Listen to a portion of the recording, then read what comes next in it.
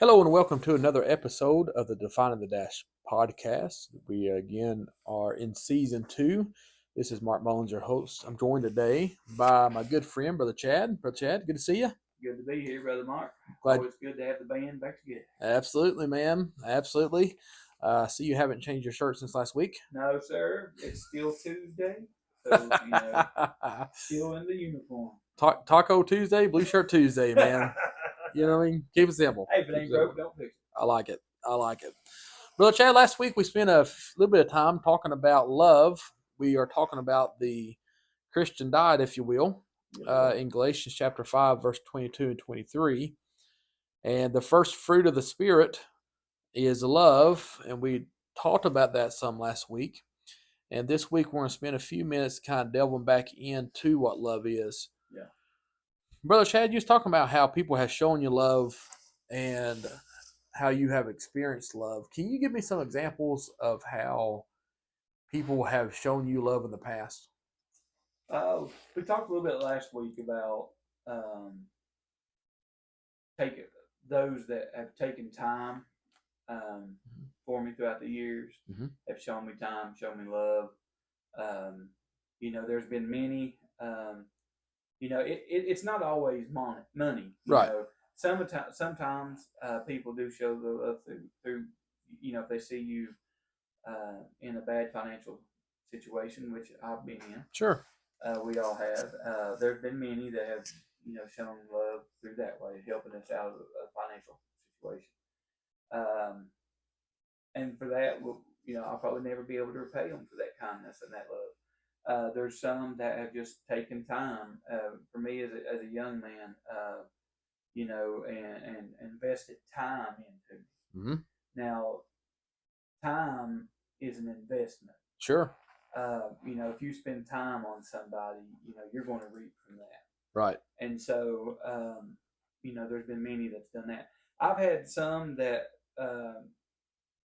before I could even pray about a situation, before I ever even knew there was a situation, knock on the door and be like, I feel like God said for me to give you this, Sure. or I just want to give you this, and a couple of days later the hot water heater blew up, and what they gave me in an envelope was the exact amount of what the water heater was, or something Right. like that. Right. But they showed in obeying God and in doing that they showed love that way. And like I said, it's not always through money. There's more to love than just money. Right. Really, more important than money is, like I said, time. Right. Your parents and different ones taking me around, showing me college and doing things. My parents, the investments and things that they've done into me through time and through money and through just love and hugs and care and things. There's folks even now since I went through this process I've been on trying to lose weight and get healthy and improve my health. There's been people throughout the church that have donated clothes and stuff to me to help that really I could have never bought back on my own. Sure. And they show me love that way. Absolutely. And somebody might say, "Oh, they're just trying to clean their closets out." Well, maybe they are. Well, it worked out good for But everybody. you know what? To me, that was them showing they love me and Absolutely cared for me, and because they could have gave those to someone else. Well, sure. They could have threw them in the garbage. They could have done took them to the Goodwill. They could have done a number of things, but instead they said, "Hey, I hope you can use these, and these will benefit you." And man, that touched my heart because I love to be able to do something like that for somebody else. Absolutely.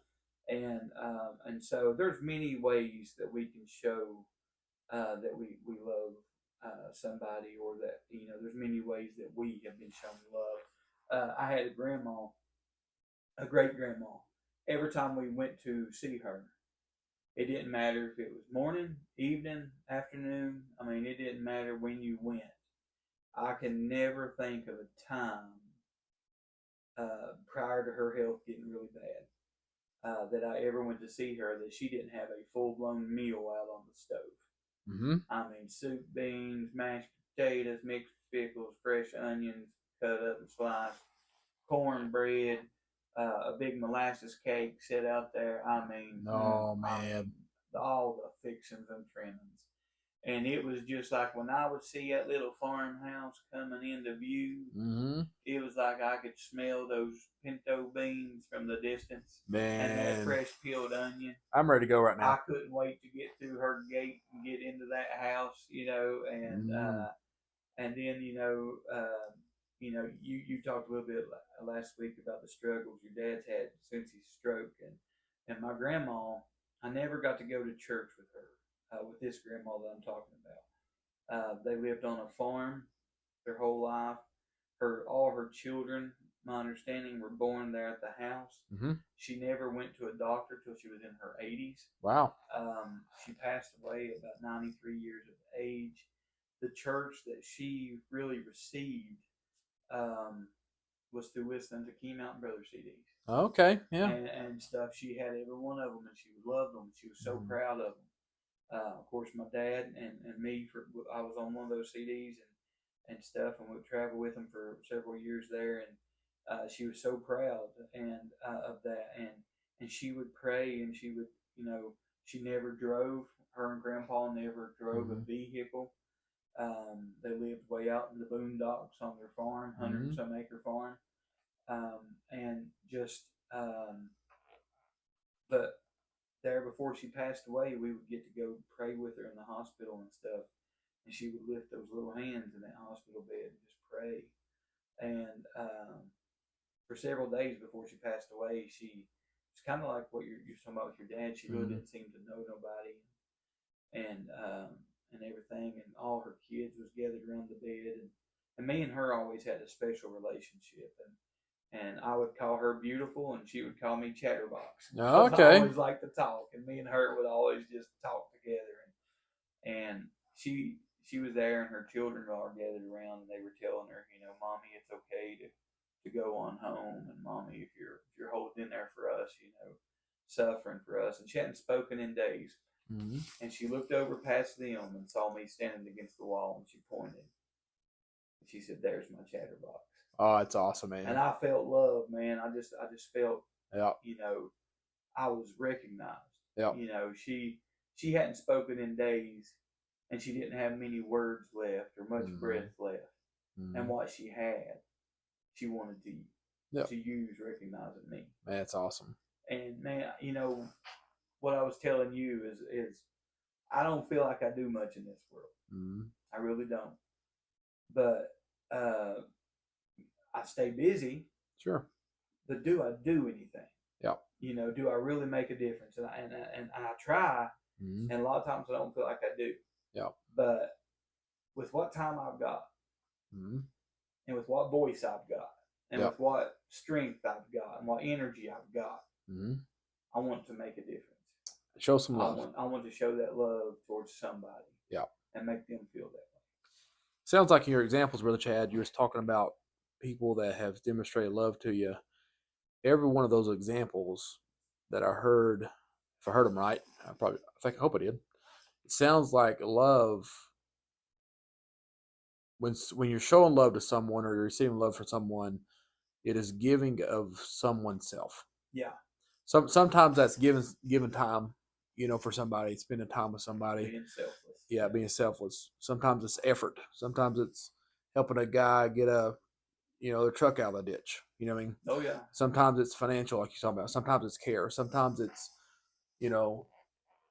there's some work that I'm involved with in my professional world that I won't get into much here. But in that work, Brother Chad, sometimes love is demonstrated simply by just sitting down and just listening. Mm-hmm. Listening to somebody's stories and believing their story. And that's what love is, Yes, sir. And so, but love is given us of oneself, and one has to sacrifice to show love. And the Bible tells us in John 3:16 that God so loved the world that he gave his only begotten son.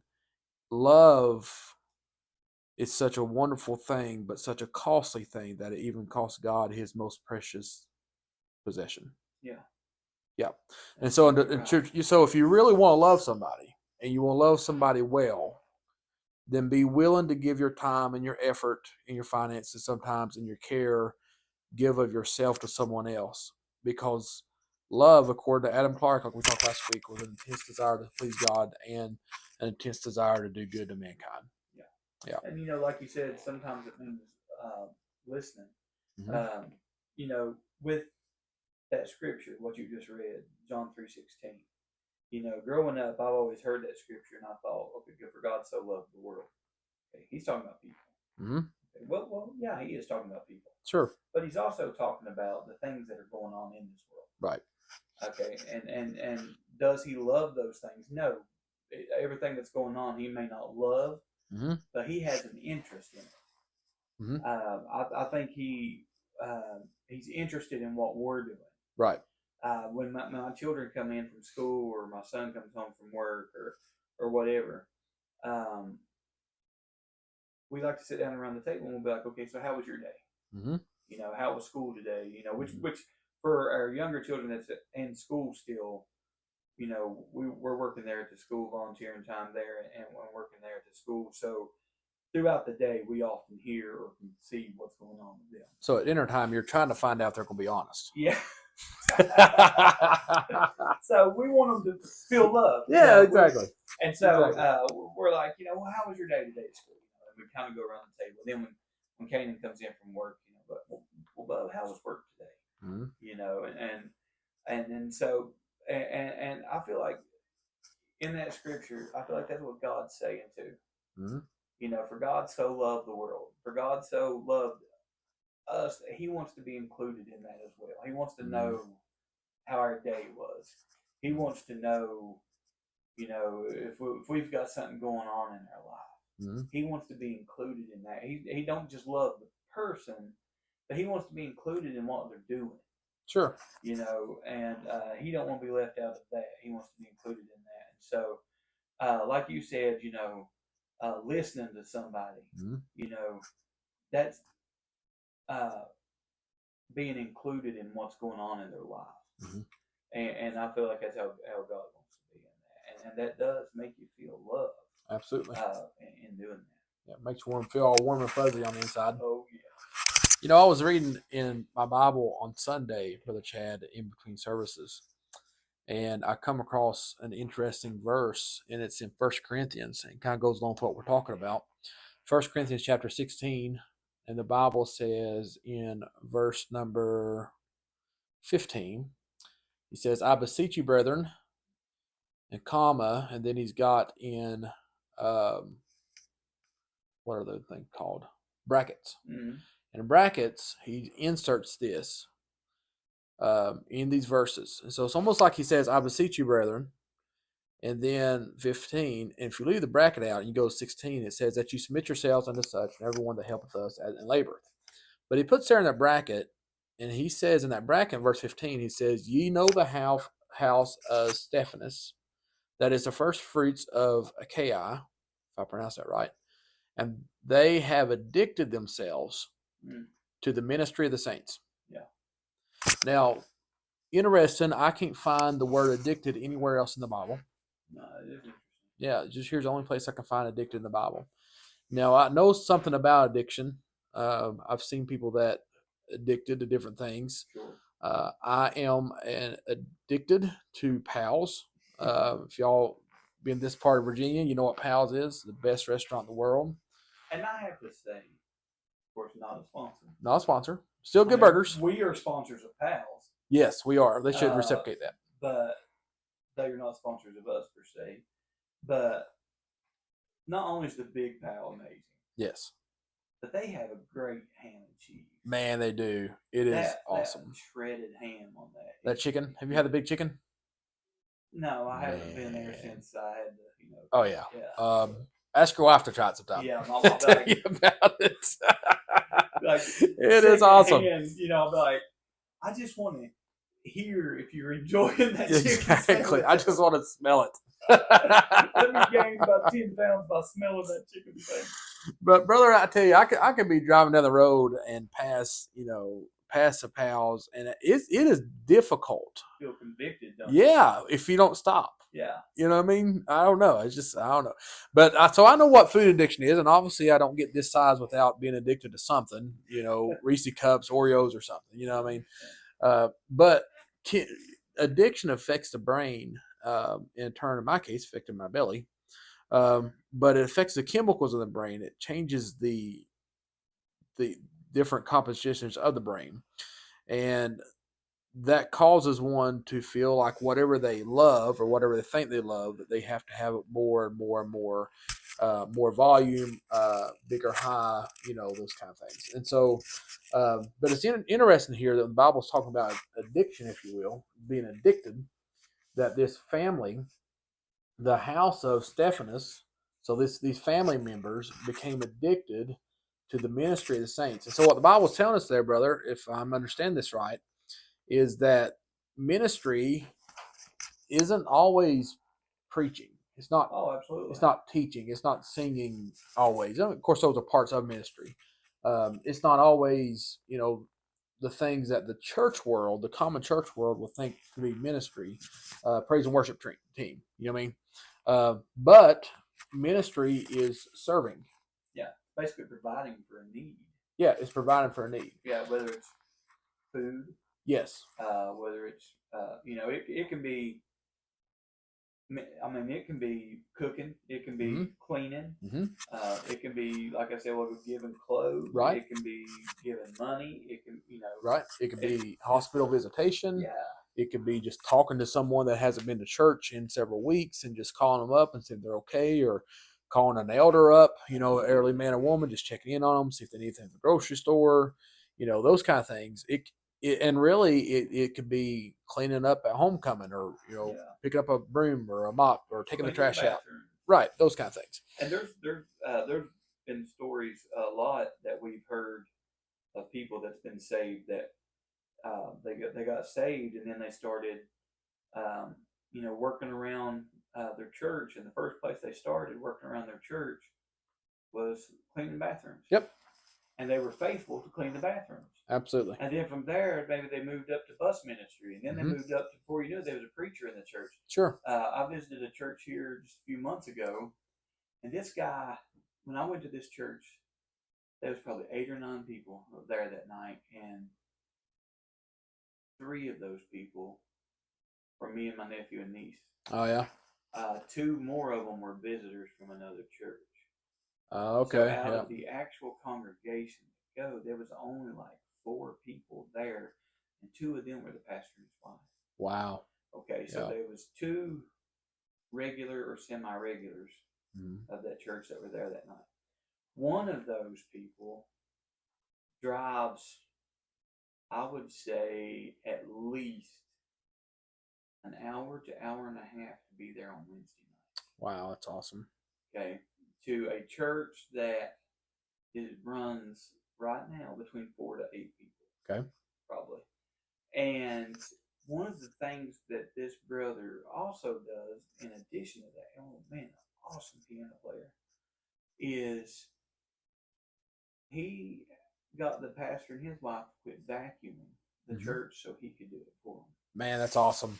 And he takes such pride in vacuuming that church that he vacuums like, and I hate to say the words pride. He takes pride in, because I don't want that to be taken wrong. Right.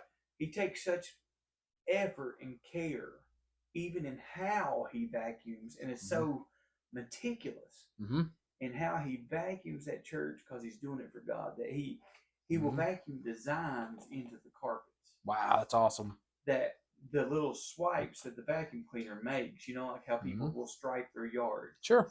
Well, he will make the hourglasses, or he will in the carpet out of the vacuum stripes. Man, that's to awesome. Where it's just amazing the what he does. Like, you can just see it when you walk up towards the altar. Yeah.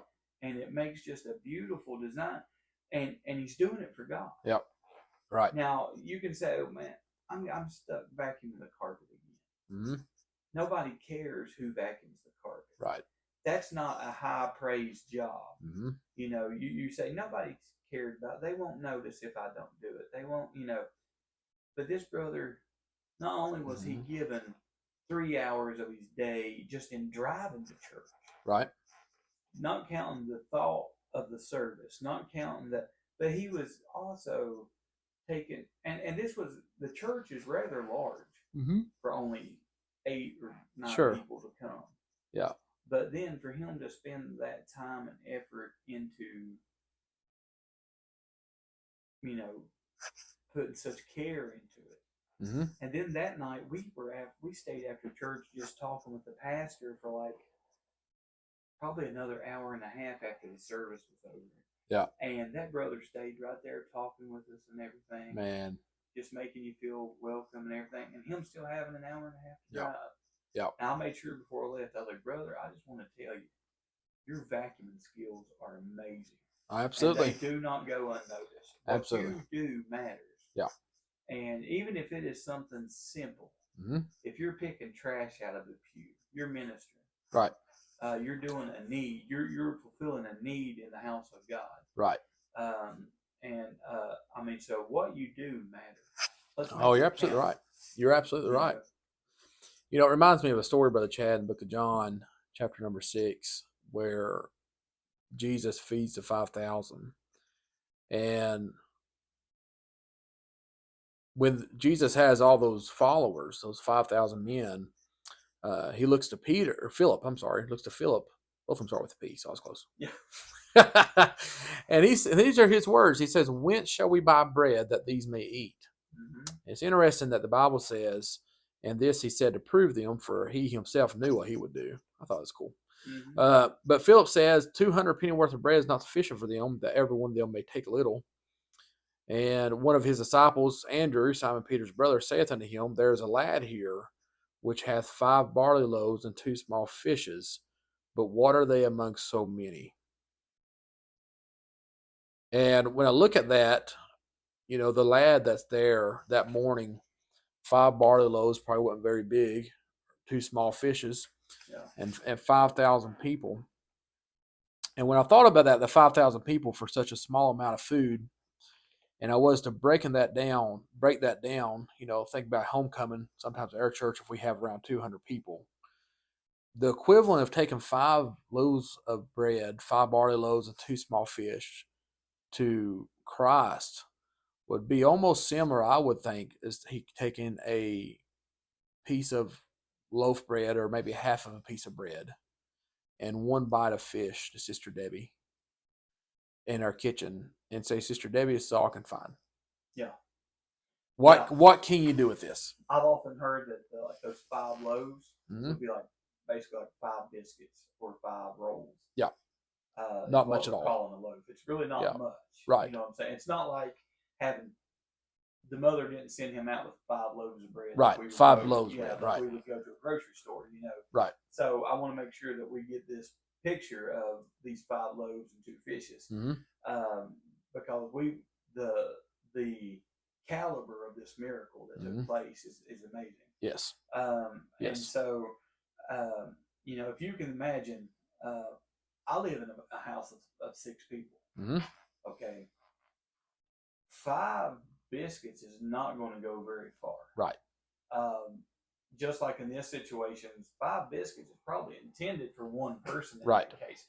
And so, this mother, they probably didn't have a lot really. Right.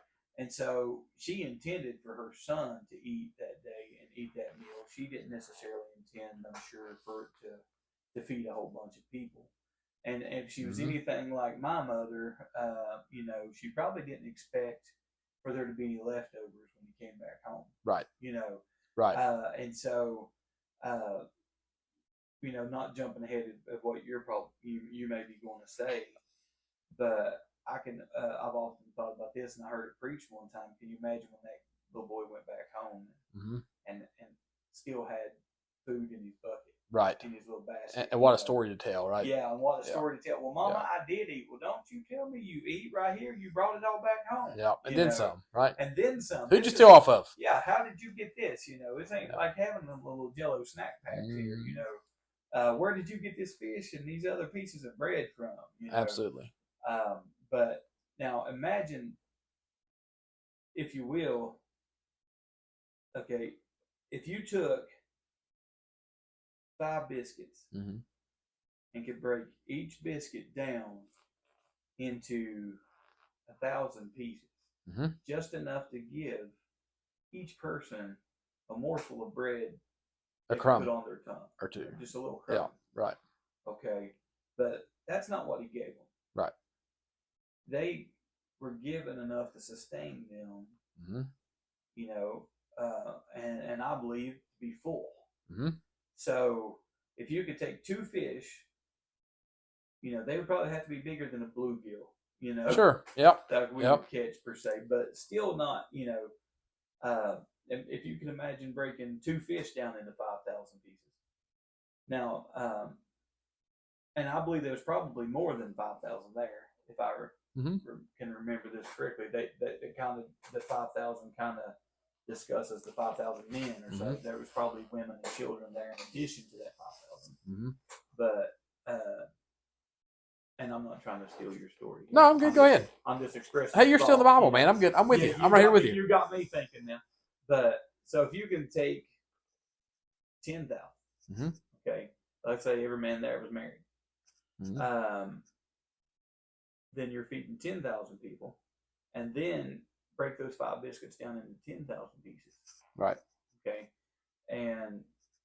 But again, he didn't give them just a crumb to put on the tip of their tongue. You know, he gave them a meal basically. Right. And so as they would hand out to one person, and then they would step over to the next person, that basket had food in it again. Yep. And then it would have more food, and then more food. And they had enough, if I remember right, to fill 12 baskets. 12 baskets, yeah. After that. Absolutely. It's just more than we can fathom. Yeah. You know. But all that miracle, Brother Chad, as awesome as that miracle is, it all starts with the child that only has a bag of food. Making himself for himself. Yeah. Yeah. That incredible miracle that's probably been told on every continent and about every church in this world could possibly. All started when you have a lad that has a bag of food that would feed his little belly for the day. And he had a heart that was willing to give whatever he had to help serve someone else. And not only did he do it in theory, but he did it in practice. Yes. And when he put what's theoretically a good thing to do, and he takes that and puts it in practice, God's got a way of taking that and blessing it beyond our wildest dreams. I was helping a student today with the literature, and it would have either been quoted by Hudson Taylor or George Miller. I can't remember now which one, because we worked with both those missionary stories today. But they said, one of the two, I believe it was George Mueller, said this world has not seen the likes of what God can do when a man is totally committed to Him. Yep. And so if we are, you know, we really can't even think of the miracles God can do if we are 100% sold out to Him. Yep. Absolutely. Well, Brother Chad, this has been an awesome week. Yes, good episode. A good way to wrap up this episode. Absolutely. And so thank you, listeners, for tuning in wherever you're at, you know, whether you're picking your nose or mowing the lawn or whatever you're doing. But thank you for being with us today. And let's keep making it count and defining that dash. And Lord willing, we'll catch you next week. Be sure to like, subscribe, leave some comments. Yep. Let your fingers be sticky and do the clicky. That's awesome. All right. Awesome. See ya. Bye. When I win this war.